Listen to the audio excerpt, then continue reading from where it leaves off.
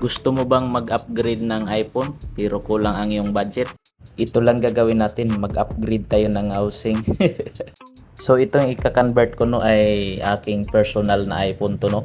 Kay mao nay ginaingon nga practices sa ang imo ang kaugalingong gamit ay hanimo i-apply sa uban. Kay in kaso og magka-damage okay ra wa ray problema kay imo aramang personal. Pag mag-success na, pwede na natin i-apply sa ating customer. Tara mga boss, simulan na natin ang pag-convert. Baklasin na natin para ma-transfer na natin ang lahat ng parts sa bagong frame na iPhone 14 Pro Max.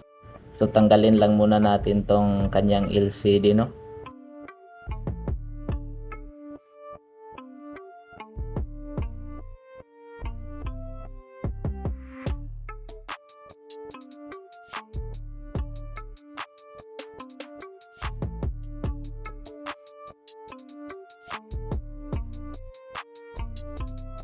At sunod nating tanggalin ang kanya namang battery. Ngayon tanggalin natin lahat ng mga flex para matanggal natin ang kanyang motherboard.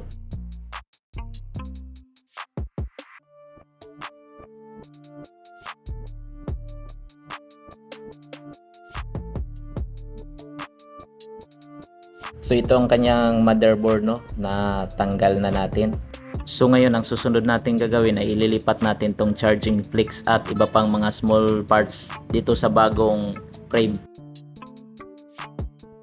At nailipat ko na lahat no, hindi ko na pinakita sa video ang kanyang mga charging flex, wireless charging at mga iba pang small parts sa bagong frame na iPhone 14 Pro Max. At naikabit na din natin ang kanyang motherboard. At isunod din natin ikabit ang kanyang front camera. At ikabit na din natin ang kanyang back camera no. At naikabit na natin lahat no. Ang kulang na lang nito ay battery at LCD para matesting natin. So kabitan lang natin ito ng waterproof adhesive para hindi mapasukan ng tubig pag kabit natin ng LCD.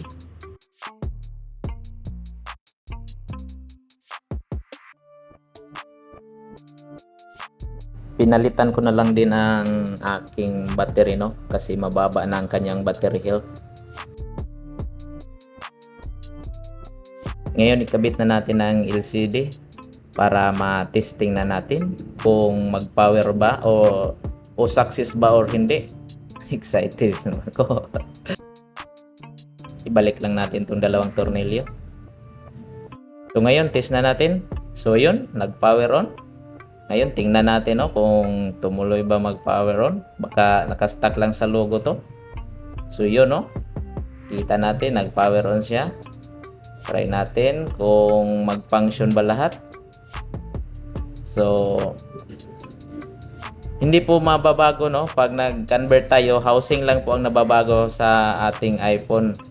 Parang iPhone 14 Pro Max po siya tignan pero ang sa loob niya ay iPhone XX Max pa rin.